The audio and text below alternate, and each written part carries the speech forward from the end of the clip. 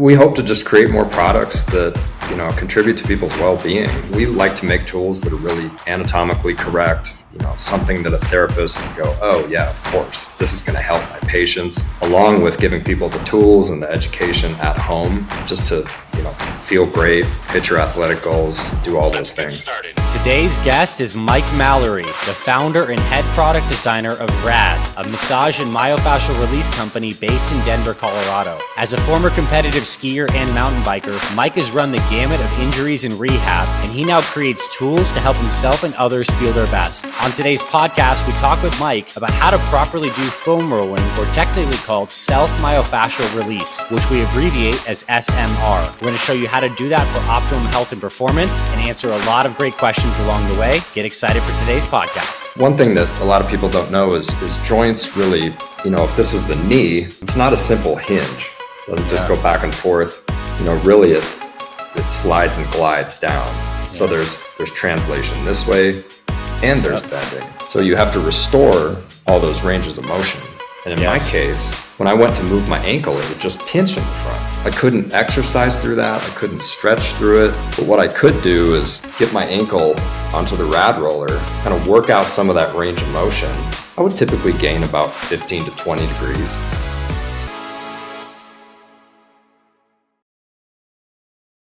All right, Mike, welcome officially to the Fit Father and Fit Mother podcast. We are so happy to have you here. Good to see you again, Anthony. So this is fun because what people don't know is that we spent some time together earlier this year filming a lot of great videos demonstrating some of the stuff that we're going to talk about today, which is myofascial release, foam rolling, how to heal injuries. This is such a huge topic that's often set on the fringes of fitness because most people are interested in talking about workouts and nutrition and ways to reduce fat and build muscle. But I think from a sustainability perspective, the ability to keep your body feeling great, the ability to recover from injuries that are inevitable, let alone if someone's a bit of a daredevil like you, as we'll get into, is a huge part of the sustainability equation. So my goal and promise of this podcast today is we're going to get into how to do foam rolling properly, how to heal injuries in your story about that, and also why the products that you designed under your company, radroller.com, are some of the best tools available to do self-myofascial release. So, Mike, I guess the appropriate place to start as we get into this conversation is why you got passionate about myofascial release and foam rolling. Tell us a little bit about your background, please. Mm-hmm. Well, that was probably 20 years ago at this point. I used to be a former competitive skier, competitive mountain biker, and by the time I was about 20 years old, you get through these sports and you've taken so many crashes and hits that honestly, my body just felt terrible. And for a 18 to 21 year old, that's just not a good way to go. Mm-hmm. So, at the time I was at CU Boulder, and they have a library there with just millions of books. So I just started reading up. I started kind of fixing some of my own problems. I started working in a clinic, helping other people fix their own, mostly back problems with me, because I definitely had some disc issues, but I'd already been through a few other injuries at that point. And at about then, when I was working in the clinic, you really figure out that a lot of people just, for better or worse, don't understand the basics. They don't know about foam rolling. They don't necessarily know how to stretch and mobilize. And so most of the time I was teaching people just kind of the 101 of this stuff. Here's how to stretch your quads. Here's how to mobilize your hip flexors, et cetera, et cetera. And my dad's a manufacturer, so it never really scared me getting into manufacturing or design or any of those things. So I started the company, RAD. And we started out with this guy here. So we were the first to mold these together, and what. And for those listening, these are basically two rubber balls that are adjoined together with a small bridge. So two balls stuck together, kind of like a little smaller lacrosse balls, a little less hard. Yeah. And silicone, to be exact. But when I was working at the clinic, we were dealing with a lot of people with low back pain. That was a big focus of ours, and we kind of like everywhere, you see people with a lot of locked up thoracic spines. And for Mm-hmm. anyone who doesn't know, that's the spine where the rib cage is attached. Mm-hmm. Right in the middle, and what happens with a lot of these people is their whole spine's so locked up, the low back isn't really designed to move that much. And they're Mm-hmm. essentially forcing range of motion into their low back, Mm-hmm. which is causing disc issues and cranky facets, et cetera, et Mm-hmm. cetera. So I wanted to basically take what I had learned, expand that out to a broader audience. And that's what actually started the company. That's awesome. And I think you bring up our first point from an educational standpoint is often when we have pain patterns, they're due to deeper causes, that are more root to that. So you could start to have dysfunction in your, let's just say your mid back from years of sitting, which then could translate, like you said, to maybe some low back problems or a locked up hip, which then affects the counter shoulder on the other side. The body's always trying to create balance and stability. And when my biomechanics get locked up, like you just start to get these dysfunctional holding patterns in place. Is that something you resonate with? Does that sound right? Totally. I mean, what I feel like is most people they would come to us in the clinic and be like, oh yeah, well, I fell on my back playing football when I was 11, and the guy's 50 years old or something like that. And, I get that stuff does cause problems, but the kind of rampant bad posture or, it's really not enough movement, not enough variety of movement that we see in most people. Mm-hmm. That patterning that you're talking about, whether you know it or not, just sitting in a chair all day like that is a pattern. Yeah. And you're going to be shaped like a chair when you get out of it. For sure. It struck me too. I used to have, when I was bodybuilding, I used to side sleep, and I'd sleep on one of my sides, and I noticed that I started to have elbow tendinitis in that side because I'd literally be curling up with my whole tricep and elbow in this kind of stretch position for 8 hours with 200 pounds on top of it. So not surprising. And it just struck me. It's like, holy crap, that's my main postural pattern. I'm spending like 8 hours a day in that pattern. And so that really opened me up to thinking about body mechanics more broadly. And so I guess the question I'm going to ask, and someone's listening to this, they have some kind of painful area. You could use whatever example area you think. Walk us through like what kind of happens if we have a quote unquote bad knee or a bad shoulder, or like what's the compensation? How do we begin to like approach this using some self-guided therapies, foam rollers, balls, etc.? Well, obviously a big question. If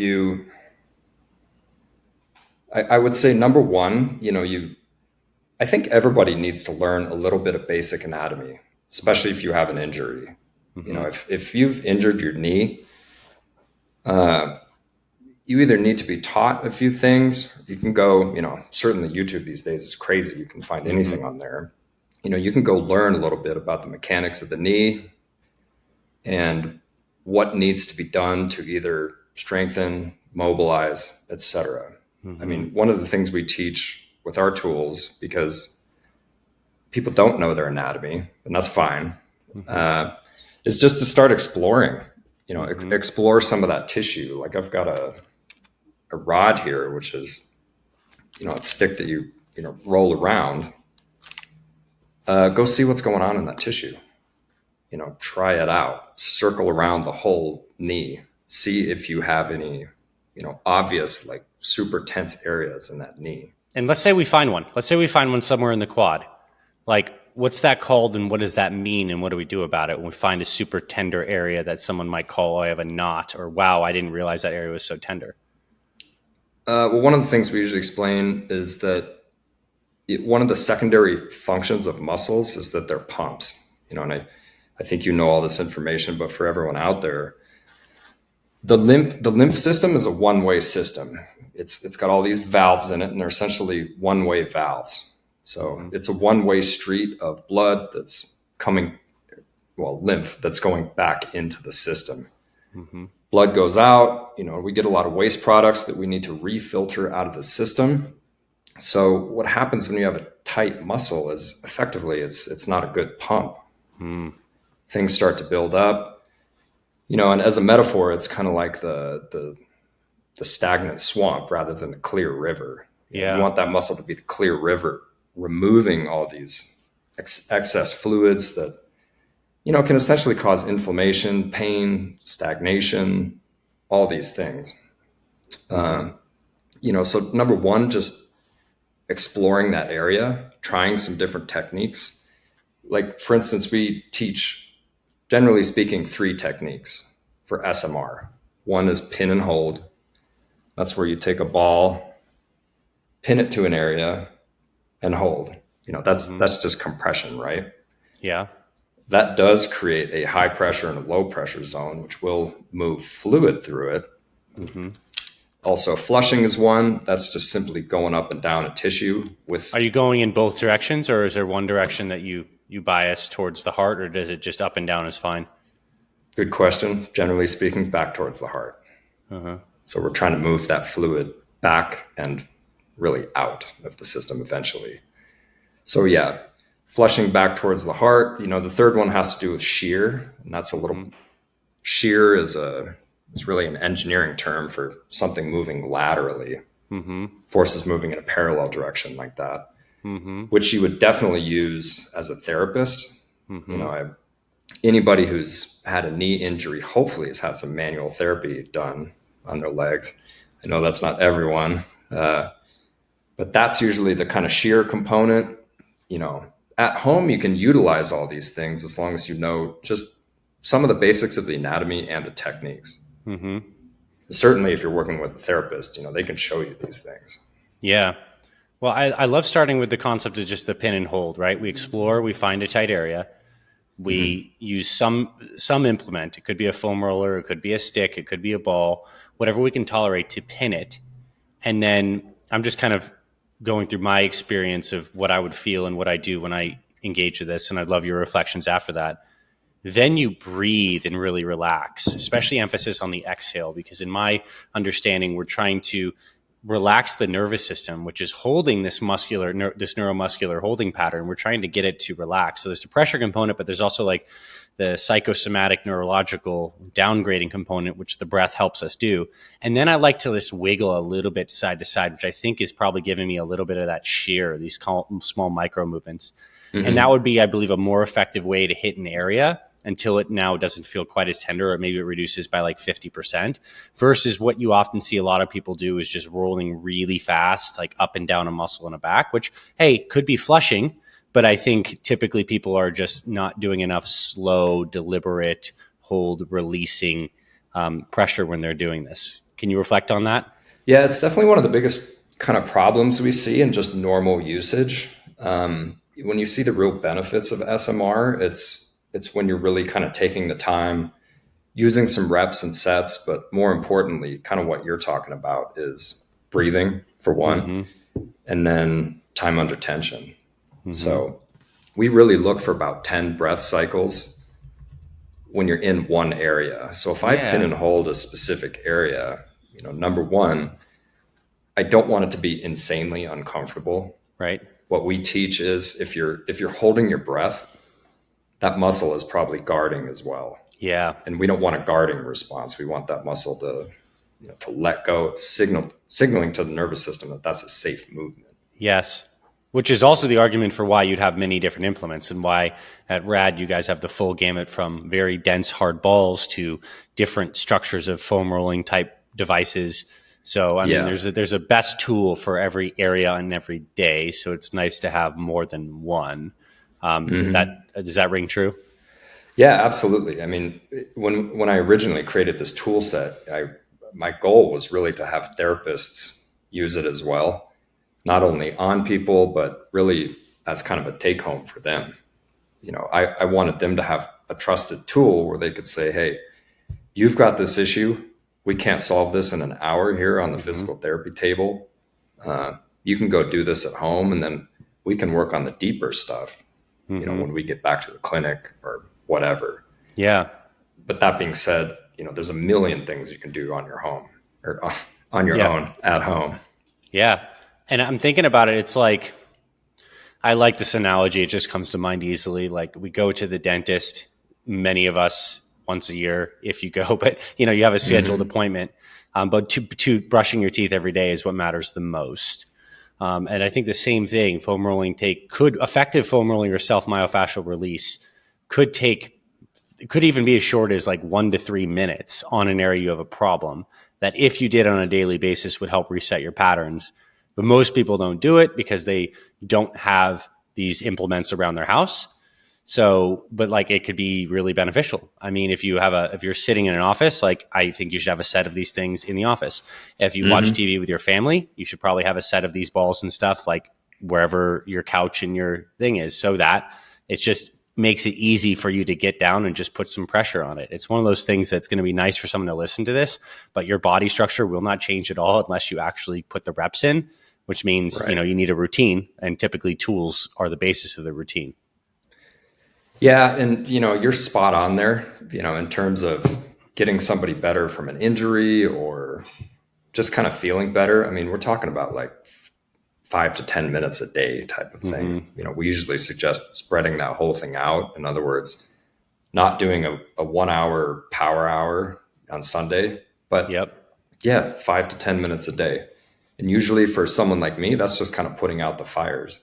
Maybe I did sit at the office all day and maybe my neck is a little tight, so I'll work on it a little bit. Do you like free stuff? Well, you're in luck, because Bioptimizer's Black Friday deal starts now, and they're giving away free gifts with purchase. That's right, I have an exclusive advance invite to Bioptimizer's Black Friday deal for the entire month of November. This is their best sale of the entire year. If you're feeling stressed out or haven't been sleeping well lately, you're not alone. You might not be able to change all the stress and chaos in your life, but you can start supplementing with one key nutrient that will improve your sleep quality, as well as over 600 other biochemical reactions in your body. Magnesium Breakthrough is the only product that I've found that has all magnesium forms in one convenient bottle, which means you'll open less bottles, spend less money, and still get the top 7 forms of magnesium that you need for better sleep, managing stress, balancing hormones, improving your mood, and feeling refreshed, all in one bottle. When you get all 7 critical forms of magnesium, pretty much every function in your body gets upgraded. And right now, for the entire month of November, Bioptimizers, the makers of Magnesium Breakthrough, are having a Black Friday blowout sale on all of their products. All month long, you will get discounts with my unique code, plus access to over $100 in free gifts with purchase. This is the best time to stock up and take advantage of all the free extras you're going to get. And you can only get this exclusive deal through my link, special for my audience. You won't find this deal on Amazon or even on the company website. So go to bioptimizers.com/fitfather and use code FITFATHER to get your discount and free gifts today. And one last thing you should know, all Bioptimizer supplements are best in class. And if for some reason you feel differently, you can get a full refund up to 1 year after purchase with no questions asked. Again, the link to go to right now for this exclusive deal is www.bioptimizers.com/fitfather. That's awesome. I love that. And I'm also thinking it's a good thing just to stack around a regular workout. So, I know when I used to be into very heavy weightlifting, let's just say I was doing deadlifts, it was mandatory for me to spend 5 to 10 minutes, like rolling out glutes, hamstrings, back, making sure everything was super prepped before I hit the lift. So I actually thought pre-workout foam rolling for me was most advantageous at that time. But I could also see it being good as a slight post-workout cool down if you want to work on something. Were you using that more as a kind of neurologic facilitation, making sure everything was good, probably some blood flow. I think it gave me the confidence to know that everything felt A-okay and I could pull hard that day. And if something didn't, I didn't necessarily do that. But I guess I'm making the argument that people should be flanking their workouts in either pre, post, or both with some kind of myofascial, because that's an extra 5 minutes in a routine you're already doing that will give you benefits beyond the workout. Yeah, and I would just add to it, everything you said is stuff that's kind of in our educational programs. At the same time, I use it before my workouts just purely to gain range of motion. If I know I'm feeling a little restricted or whatever, I do it so I can maintain my good form during a deadlift. And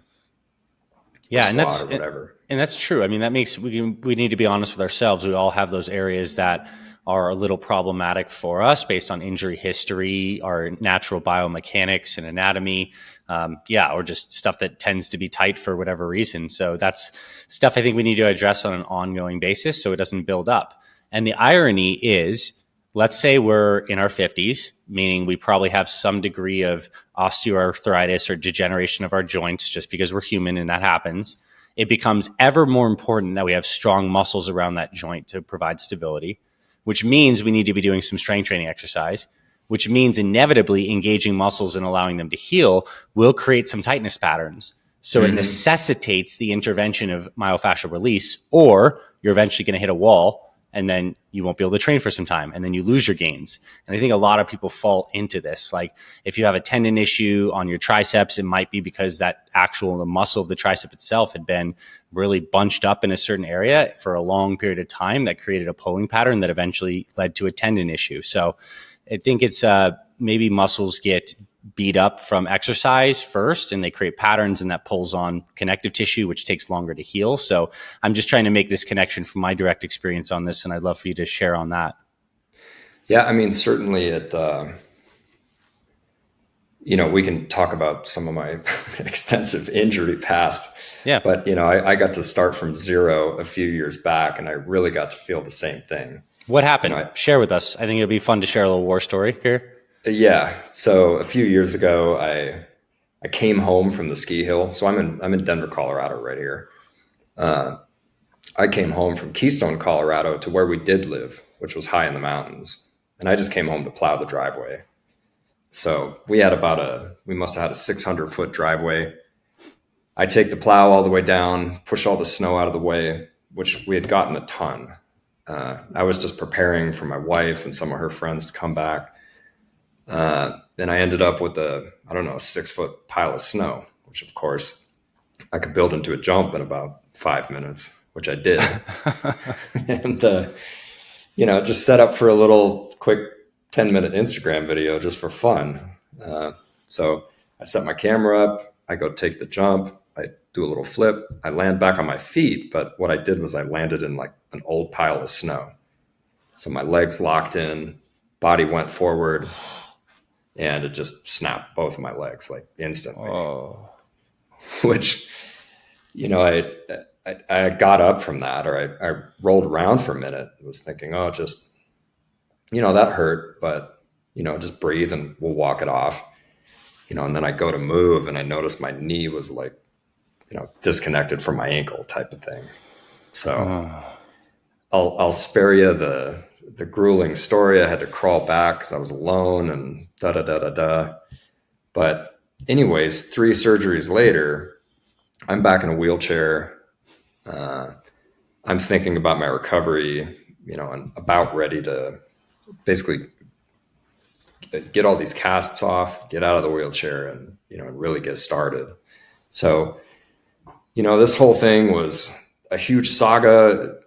It sucked, this and that. But, one of the positives that was kind of interesting for me is, I got to really start at square one, which is where I know a lot of our clients and our customers are at. Because when I got out of the cast on what I did was I had a pylon fracture of my tibia and my fibula on one side. So basically my ankle. Both legs, both bones in the lower leg. Yeah. And then it snapped. And it was a tibia plateau on the left side. So basically a big explosion in the bottom of my knee, that turned into a million pieces. Oh my goodness. But when I got out of that cast and everything, I hadn't done anything per doctor's orders for, I don't remember, 5 months or something like that. And my ankle felt like it would not move at all. Felt like there was a bony wall there. Yeah. And that was the first time I was a little less optimistic. But, when you get stuck in one of these situations, you got to trust the process, trust what you've, in my case, what I know and what I've seen, and just move forward. So that's what we did. I got a tremendous amount of manual therapy. And what I would do at home is, I have my little tool set here of, obviously I have everything I need. And I'd turn on Netflix for an hour, kind of get rolling. I would open up my whole ankle and then try to do some activation exercises after that. Mm-hmm. And if you do this, for months and months on end, slowly that range of motion comes back. Yeah. And Yeah. this is, Because you're breaking up tissue that is adhesed through the healing process, and then you're driving blood flow. It's like healing is like blood flow, mobility, muscular coordination, sleep and totally. recover, and then do it again, and then do it again. And apparently you do it long enough and you have a restored ankle, which is a really hopeful and beautiful story. So keep on going.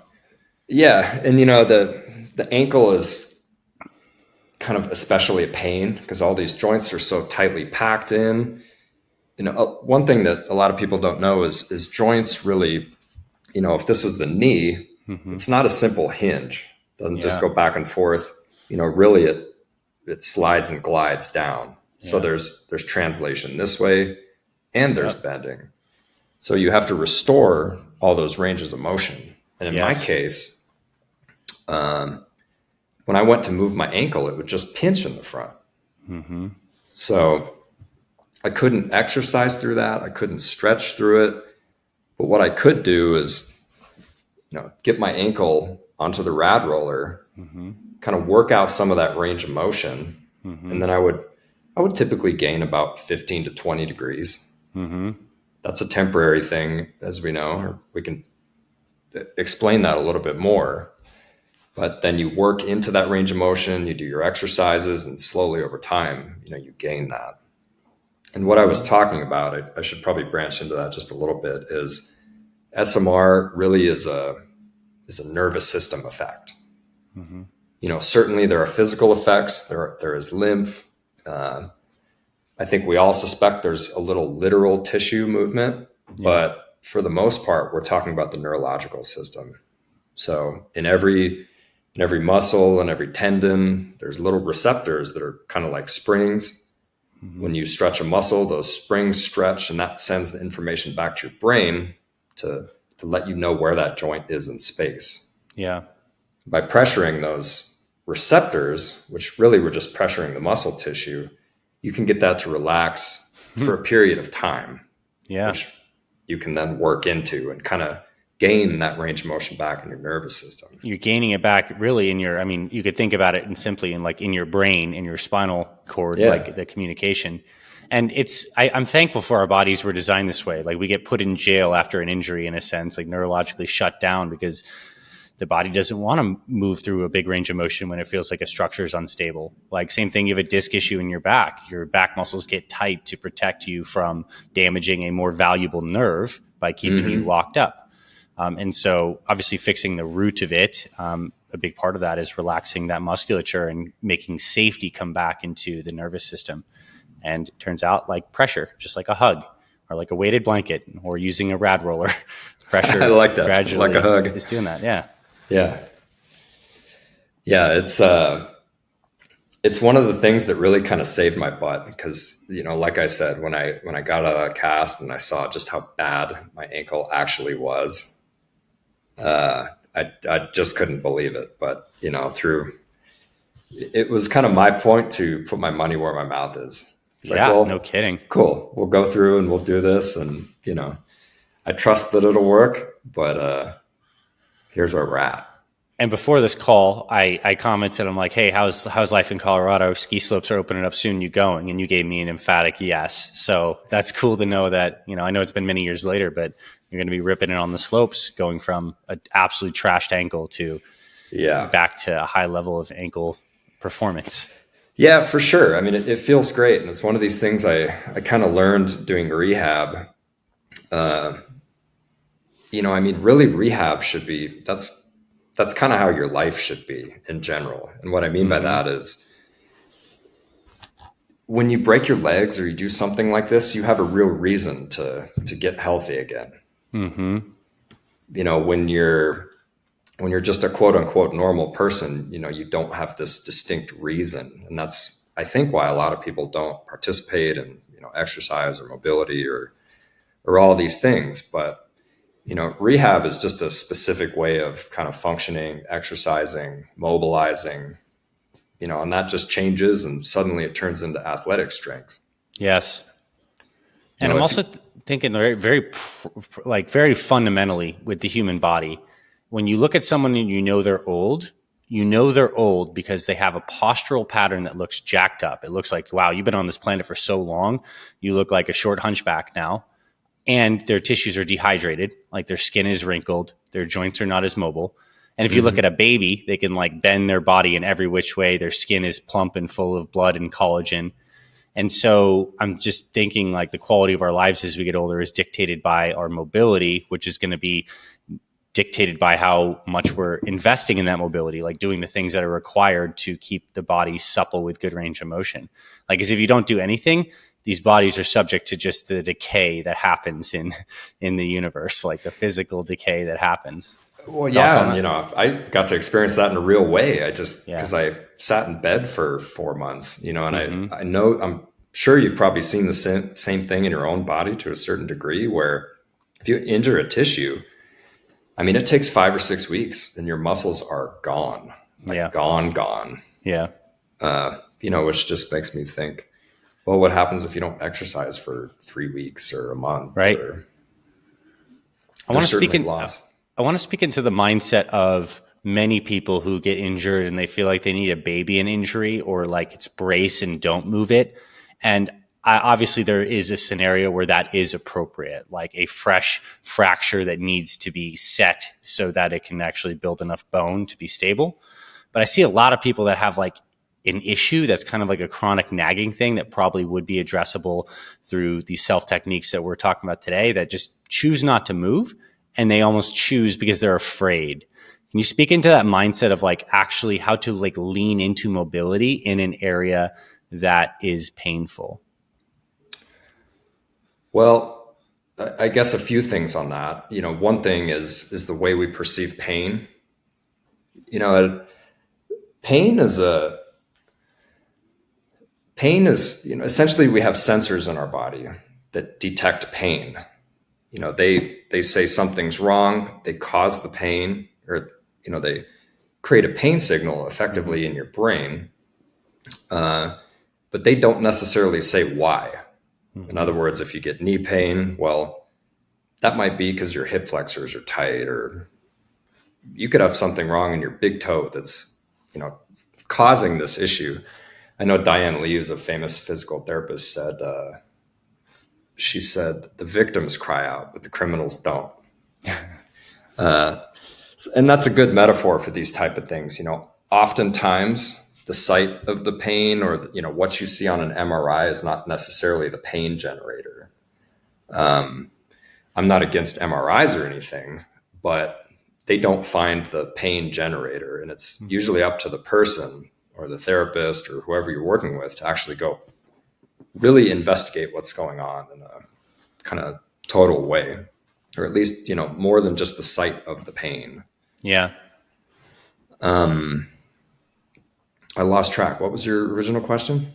Well, I guess, one thing I think that is a valuable, just like nugget or technique to emphasize, is the idea that you have pain in a joint. Let's say it's your knee. You should be searching and scanning, Oh, working upstream and downstream of that area. That's just a good practical technique. There could be something tight in your calf. There could be something tight in your hamstring, your hip, and all that's interconnected because that's how the body works. I was asking about like someone who is afraid to get into motion. Maybe it's a bad shoulder, but quite frankly, some degree of mobilization would actually help the healing process. Like, how do we kind of like get into this? And you were talking about the nature of pain signaling. yeah. I mean, that's one thing. The reason why I mentioned pain signaling is just it's a confusing science. It's Mm-hmm. it's confusing to the people who look into it at great depth, and that to me means you shouldn't be too afraid to go in and kind of change things and really try to fix what's going on. In terms of working through pain, I think we generally know the difference between something that's truly damaging pain Yeah. versus a kind of tolerable, acceptable pain. Yeah. I mean, we use this with SMR all the time because people say it hurts a lot of the time. And you kind of have to reframe. You go, well, does it really hurt? Does it Mm-hmm. hurt when I get off the tool? Mm-hmm. Does it feel better, worse, or the same? I had to work through that a lot with my legs. And, I really do think we have an inherent kind of capability of Yes. understanding if you listen to your body. And sometimes you have to tell your body, listen, this is what we're doing. It's going to be a little uncomfortable or, quote unquote, painful. But if you don't move it, it's going to be even worse. That much you can almost always guarantee. Yes, because motion is lotion for the joints, because blood flow is where the healing factors and the nutrients come into. And And because pain and growth is built into the system. I think we could all remember back, it might be many years ago, we had growing pains in our legs or our back as we're getting bigger. Like, it's a natural part of the human body to experience some discomfort as change is happening. mm-hmm. And I cut you off a little bit there, so I want you to share, and then I have another point I'm interested in presenting as well. Yeah, I was trying to jump in. Sorry. The kind of standard medical community even knows this stuff, and are really pushing it quite a bit. Like, for instance, if you get a knee replacement these days, oftentimes they'll send you home with one of those machines that just waves the leg up and down. Yeah. You just lay down and this machine kind of does that for you, because Yeah. that's just so much better than keeping it. Stagnant. Okay, so like mosquitoes and decaying stuff grows in a stagnant pond. It doesn't grow in moving water. We are Mm-hmm. literally talking about fluid dynamics in the body. Like blood is Yeah. largely made up of water with proteins. These things are running in a plumbing system that we're calling arteries, veins, and lymphatic vessels. So it's like, yeah, obviously we need to move. And actually, the slowest healing tissues have the least blood supply. And even more so, one way to drive blood supply is massage and pressure, and like, pushing on something so you actually compress it. And then when you open it up, it creates this kind of like vacuum sucking effect that you've alluded to. So I think for those that are a little more physics oriented, you can start to understand how these mechanics will happen. For those that are a little more like linguistically like oriented or psychologically oriented, I think you brought up something really subtle but significant about the language we use around these practices. And I think it actually would have an actual outcome effect, where when people start to use language like this is painful, you're saying this is not safe, that I do not like this. And that language is encoding an idea that is represented in the nervous system. Yeah. Which is change the language. Like, I'm relaxing, I'm breathing through pain, I'm allowing it to melt. These visuals we have of like tightness melting, this is actually bringing your nervous system into safety, which is fundamentally what we're doing here. So like, language encodes a feeling, an idea that gets expressed in the body as the grosser structures. And it probably actually works on a DNA level too, like where epigenetic changes happen. I know the positive ones certainly happen when the body feels like it's in safety and energy abundance. We know that kids who have adverse childhood events and trauma, like sexual abuse, their mitochondria are more shut down, their nervous systems are all Mm-hmm. haywired. So it's like, we can talk on many levels, but like, it's a good reminder to watch our language, because it's actually creating a part of our reality. Super important. And honestly, super important for therapists to know and understand as well. Just because, what you tell people is what they believe and, think. It's really important to have that, almost, I say delusional confidence when Mm-hmm. you're recovering from an injury. Mm-hmm. Whether you believe it or not, you got to stay positive and assume that you'll be back to 100%. Yeah, Otherwise, and focus on what can move forward, on progress itself. I know, like, it's not lost on me that me being here with you, I've also had a life-changing skiing injury that took 7 surgeries, and there's still effects of that, 7+ years later. Like, it's how do you maintain hope and confidence amidst a hard thing? My 2 cents is you need to take joy in the bettering process and small wins, and joy and consistency. It's like this. It's this dance between having a vision and that confidence for a desired outcome, but also acceptance for exactly where you're at. And like, that's the art, I think, of healing. Is you need to accept. You can't deny the present situation. You engage with it with habits and practices, but you also hold simultaneously a vision for healing. And that seems like the truest way to proceed. What can you share on that? I mean, I 100% agree with all that. It's all that, and then keep growing. You know, Mm-hmm. I mean, one thing that I've seen so many radical transformations in people, just working with, not necessarily in tandem with, but through our company, we know so many therapists and osteopaths and chiros and da da da da da. And if you really see people go through all these programs, you will see them get better. Mm-hmm. It's the people that tend to drop off, or just kind of don't do the basics. I mean, I understand, like, we have busy lives, but it does, you have to keep moving. You have to keep doing some of this rehab stuff, as monotonous as it might be. You find ways to make it interesting. It's like I would just turn on Netflix, and that was my stretch and mobilize time. And otherwise, I'd just be sitting on the couch. For sure. And because these only take 5 to 10 minutes, it fundamentally challenges, I think, the way many of us engage with our lives. And what I mean by that is, like, we have this idea of what a rich life would be like. You're pursuing many of your different interests. You're investing in your friendships. You're having new experiences. You're doing a whole bunch of stuff that's good for you, whether it's with your food or with your movement. And I think today we have all the ability to do that, in terms of, we have the 5-minute increments. We have the knowledge on places like YouTube or our websites or your brand to know how to do it. At the same time, we allow this just bleeding and wasting of time and attention to happen, where if we actually assessed what we're doing, we probably all have at least an hour to maybe 2 throughout the day that just kind of gets eaten up. That if that was divvied up and somehow, you could probably plant a garden, you could probably do your RAD roller, you could probably floss your teeth, and you could probably go on a walk with your family and get all that stuff in. So I suppose what I'm even feeling from this conversation, because we all know how important doing this myofascial stuff is, that it doesn't take a lot of time, is a fundamental challenge of everyone listening to upgrade your life and your performance to such a way that it becomes like non-negotiable that you don't get your 5 minutes in. Like, this is one of the most meaningful things you could do for your body. So how do we get to a point of upgrading our perspective where this is just, it gets baked in, it gets done because it's so good? That's just I got a little inspired by this idea of, like, how could we just not miss this? How could we just get this in regardless?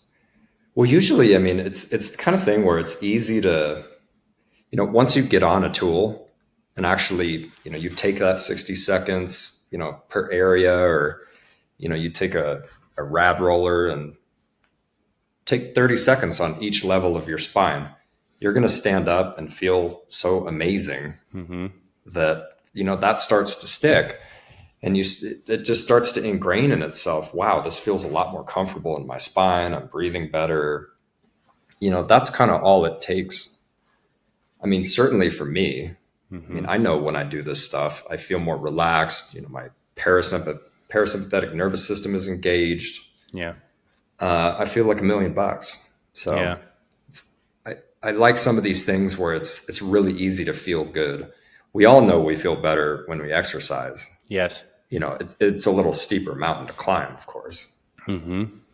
I think during the workday is the perfect time, like little work breaks, because you're not working continuously for 5 hours. You're taking small breaks. And if you have these things around where you can just pop down, do a little bit, especially if you feel like you have tightness or you're stretching your neck and your back throughout the day, that's a slam dunk life improvement for sure. And the better you feel, the more you want to exercise. So it's all additive.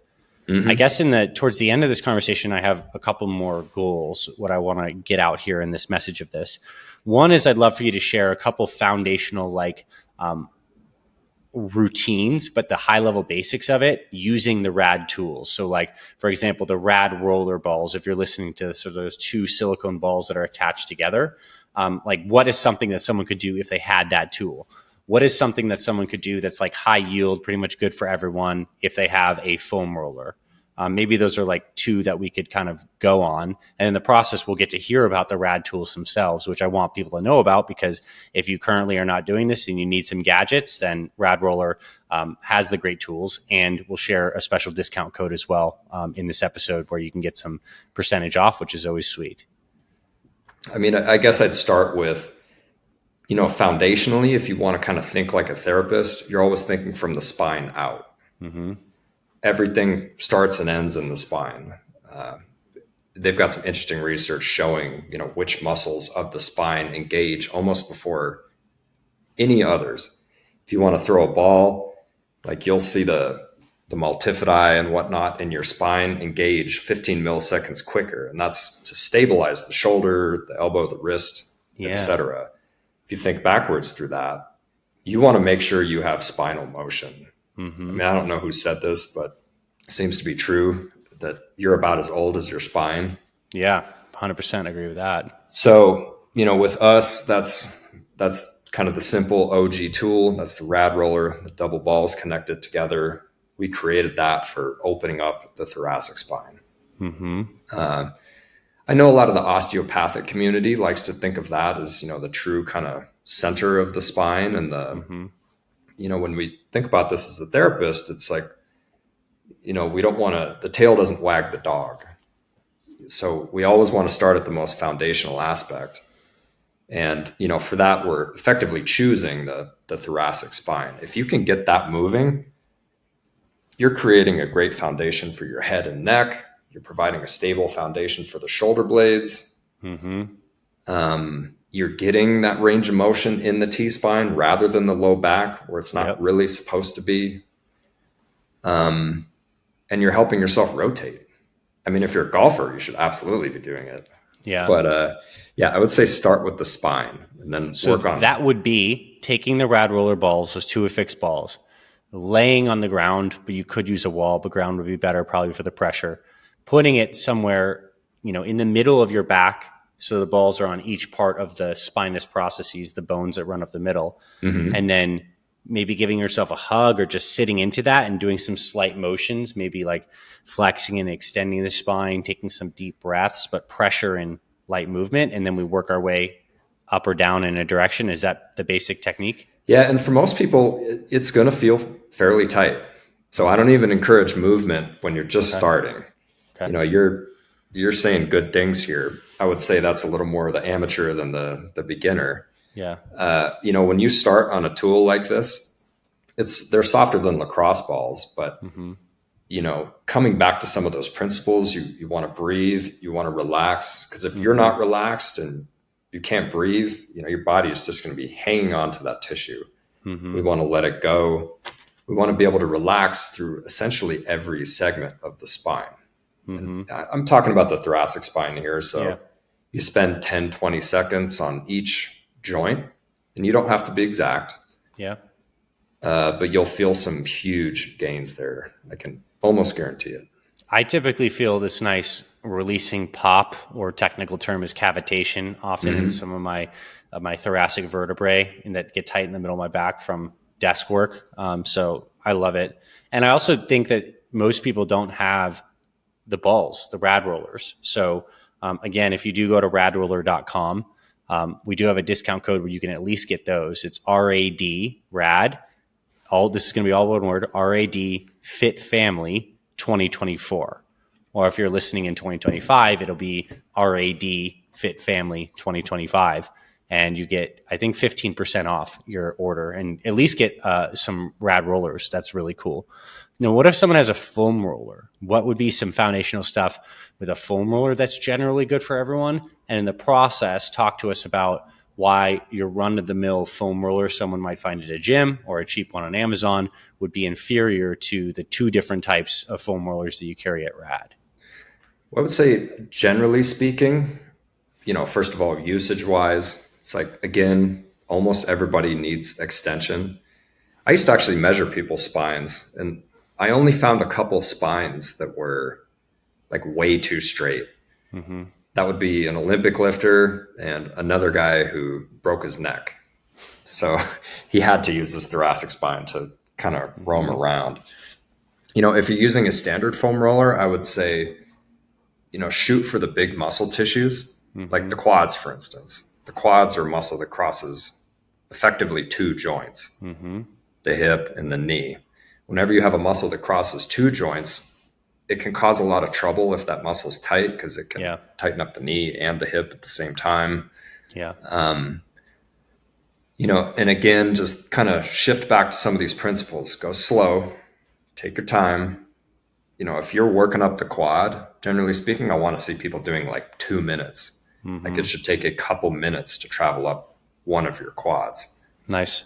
And you'll feel that huge difference. Starting down by the knee. vastus medialis. Yep. And then Moving kind of on up. working up. Yeah. And the difference between, like a standard foam roller is mostly just shape and intent. Like this is really made for the spine. Yeah. In fact, it's sized up. So if you stick this in the middle of your low back, you're seeing a normalized 35-degree curve through the And lumbar so if spine. someone's actually listening on audio, he's showing the smaller of their foam rollers that has a little bit of a divot in the middle where it can fit into your spine or any sensitive area. And it's got like it's a contoured engineered shape to it with some texture on it. So I guess you could say it's a more biomechanically designed foam roller. It's not just a straight foam block. It's got shape that will correspond to your body better. Yeah, and generally speaking, we want to see a spinal recess for anything that's going on your back, so you're not rolling right on that spinous process. I'm sure almost everybody has the experience of doing sit-ups in gym class in high school on the bare floor, and your back's kind of screaming out at you. Mm-hmm. Nice. So it seems like the big muscle groups are going to be great for the foam rolling. Take your time, work your way up towards the heart is a good just like principle and practice, and then pin, relax and breathe. This sounds awesome. And the other thing is, I just want to encourage people to explore. I think that's something that people really don't do enough. They might have heard about doing this on your quads, for example. So that's all they do. You can completely encircle your leg. You can do your adductors, you can do your hamstrings, you can do your outer quad. And the same is mostly true for the whole body. Mm-hmm. Again, I'd circle back. It's like, we know the difference between a true pain where there's, something wrong. I mean, it if you sit on a chair funny. That's a good reason just to, either ease up or change, but it's certainly not a dangerous thing to do, just to go around, exploring kind of all your muscle tissue. Yeah. I love that. The curiosity in that, the play in that, exploration in that of our bodies. I also am excited for when we do release our detailed videos we created together onto our YouTube channels, because we do some cool things with using effectively like a modified yoga block that you have that can set in one of those balls. And I remember us getting into our adductors on that tutorial, and that's just like the inner part of the thigh muscles are amazing. So there will be some detailed stuff with us using and demonstrating RAD rollers to give you some ideas on how you can mobilize your body. And of course, you can also go to radroller.com and use that discount code RAD FitFamily 2024 or 2025 and get a discount. I want to end this with a couple just like rapid fire questions related to this space of myofascial foam rolling. What is your take on percussion guns, like the little, BB guns that people can get? Are those helpful? Like what's your take, and how does that fit into a recovery routine? I would say they're generally good for recovery and generally good for kind of like if you had a painful tissue, like you had a strain in your muscle tissue that you're kind of trying to like numb out. I think they're good for moving lymph and whatnot, in terms of like postural correction and stuff like that. I wouldn't look towards that type of tool, but we certainly like them just for, recovery-based reasons. Cool. Thoughts on using cold plunge or sauna as adjunct therapies for recovery? Do you have any take on that? And is there anything you use specifically? I like them personally. Do I use them that often? No, just because I don't have access to a sauna right now, but I'm hoping to build one in the backyard here pretty soon. Nice. I love it because, again, you just think about moving lymph, moving fluid. What's better than sweating, right? Nice. Yeah. And I think those are, I could ask you another personal fun fact question, but like where do you see RAD Roller as a company in 5 years or so? And maybe it could be a different time horizon that feels relevant, but you guys have been in the game for a long time. You make some amazing tools that people can check out. Like, where are you taking this thing? Where are you heading? What kind of impact do you want to be having in the landscape of physical fitness, rehab, and recovery? And that you're already having, truly. Yeah. Well, we hope to just create more products that, contribute to people's well-being. We have some on the horizon that I can't talk about just yet, but again, RAD, as I talked about before, we like to make tools that are really anatomically correct, something that a therapist would go, oh yeah, of course, this is going to help my patients, along with giving people the tools and the education at home just to, feel great, hit your athletic goals, do all those things. Well, awesome, Mike. Thank you for our conversation today, for giving a very useful, 50 or so minutes on foam rolling, healing, the landscape. I've been inspired multiple times in this conversation. I'm going to do more rehab myself, and I'm excited for us to continue, leaning into, this partnership and supporting one another and getting this information out to our community. Thank you so much for your time today. Love it. Thanks, Anthony. Hey there, my friend. Thank you so much for tuning in to this week's episode of the Fit Mother Project podcast. If you love what you heard, I have a favor to ask you.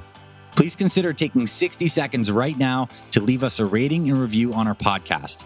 Leaving us a review is super quick. It only takes a minute, and it's so helpful to us as it really boosts this podcast to reach more people who need this information and this message. If you're listening on Apple Podcast, you can leave us a star rating and review. If you're watching on YouTube, you can hit the like button and leave us a comment. Overall, I truly appreciate you being with us here on the podcast. On behalf of me and my entire Fit Mother Project team, we truly feel honored and grateful to support you and your family on your journey to fantastic health. I thank you for your support of this podcast and of this mission. Also, if you're interested in joining our complete Fit Mother program and becoming an official member of our community, you can visit our website, fitmotherproject.com. And on the Fit Mother site, you'll be able to see our complete Fit Mother program, along with our online store with the best supplements designed for busy moms. And you'll also find a ton of free resources like recipes, workouts, meal plans, and more. God bless you and your family. This is Dr. Anthony Balduzzi signing off. I'll catch you on the next episodes of the Fit Mother Project podcast.